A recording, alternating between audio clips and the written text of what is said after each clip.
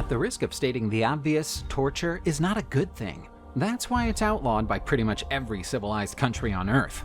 However, we have to hand it to the people who invented the torture devices of the past. They were creative and inventive, and the best of their work is featured in this video.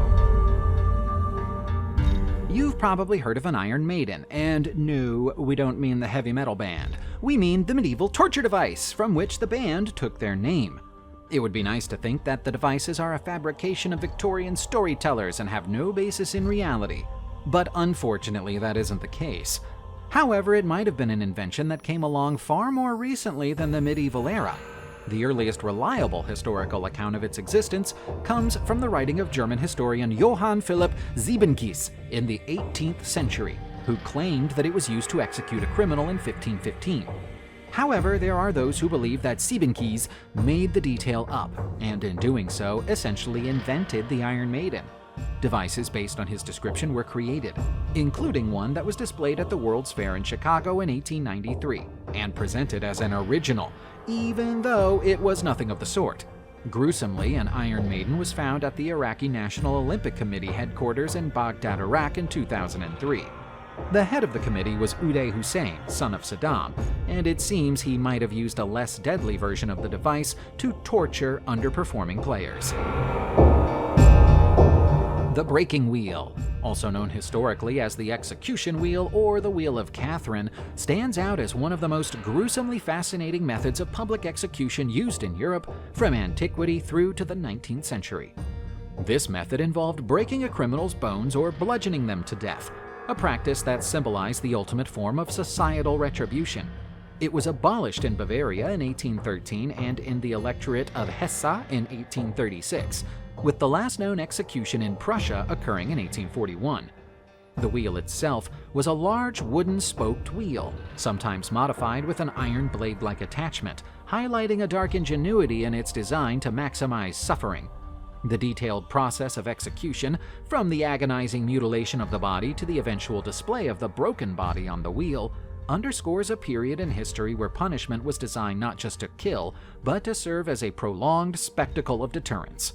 The victims, often left for scavenging animals, were denied a dignified end, embodying a belief that such a death would hinder the soul's transition from death to resurrection.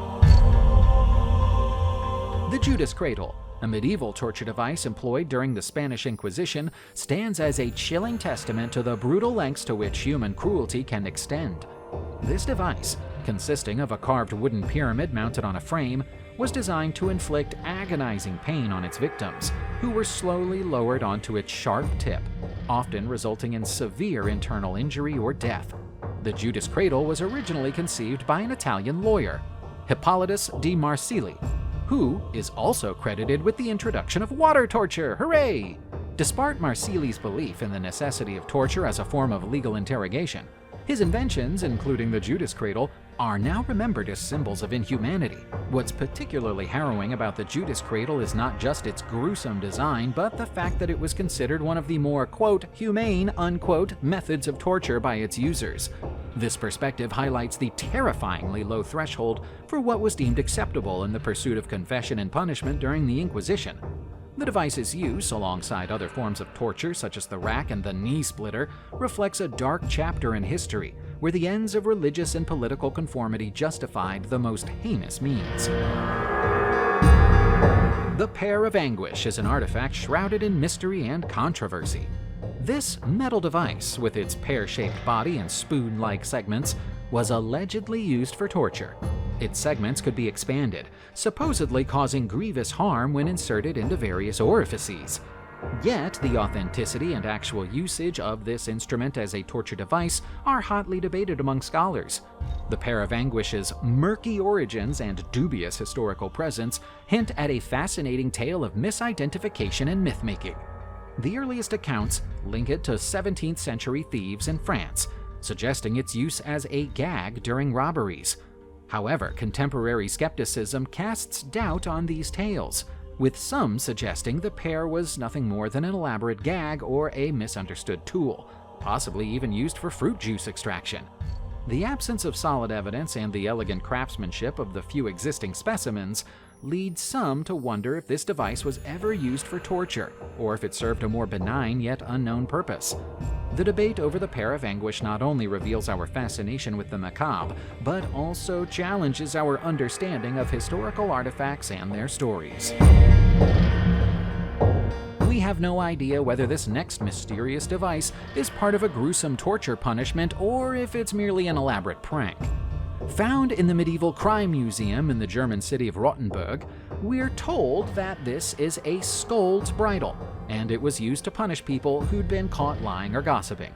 Allegedly, the heavy metal masks were used during the 16th century across Germany and much of the rest of Europe, including Britain.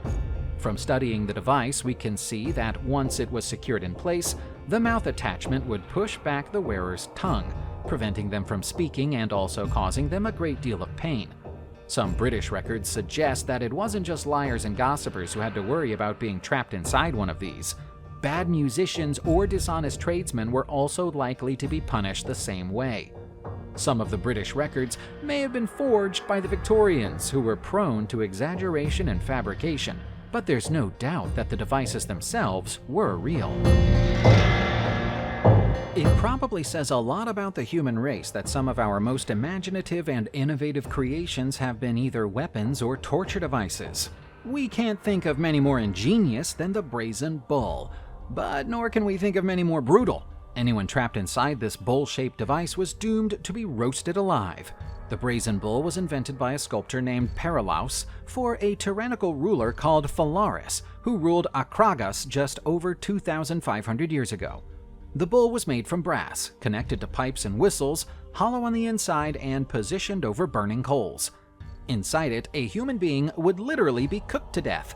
The addition of the pipes and whistles was supposed to convert the screams of the unfortunate victim into approximations of the sound made by a bull, an addition that Paralaus hoped would amuse Phalaris. Legend has it that he was wrong, and that Paralaus was the first victim of his own creation, because Phalaris wanted to see it in action immediately, and nobody else was there to be thrown into it. Welcome to the grim world of the Kangu, a device that served as both a tool for public humiliation and a means of corporal punishment in East Asia up until the early 20th century. Imagine a large, heavy wooden board locked around a person's neck, not unlike a yoke used for carrying, but designed for a far less benign purpose. This board was so cumbersome that those encumbered by it struggled to eat or even lie down without assistance, leading to a life of visible shame and, in extreme cases, starvation. The evolution of the Kangu over centuries is fascinating, moving from a heavy instrument of torture to a lighter symbol of public disgrace, with weights varying drastically to reflect the severity of the punishment. While initially designed to physically restrain, its role expanded into the spiritual realm, becoming a part of rituals in Chinese folk religion where sins were confessed and then absolved through a procession to the temple. This dual nature of the Kangu, both as a tool of punishment and a means of seeking penance, underscores the complex interplay between justice, shame, and redemption in historical East Asian societies. Chinese water torture is a technique steeped in fear and designed to erode the psyche over time. By dripping cold water irregularly onto a person's scalp, forehead, or face, this method instills deep-seated anxiety and anticipation, pushing the victim towards mental breakdown. Its origins are murky, attributed to a variety of sources including the imaginative minds of early escapologists like Harry Houdini and the villainous plots of fictional characters such as Fu Manchu. Yet its real horror lies in the potential to cause profound psychological trauma, demonstrated through experiments and eerie anecdotes alike.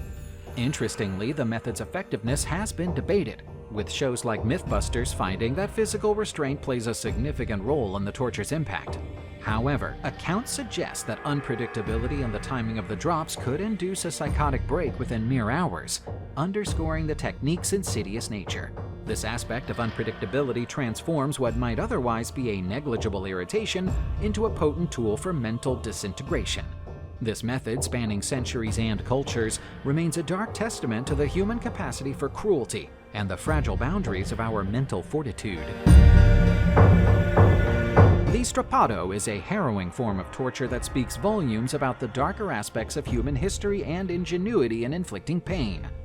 Victims, with their hands bound behind their backs, were suspended by a rope tied to their wrists, causing excruciating pain and often resulting in dislocated shoulders.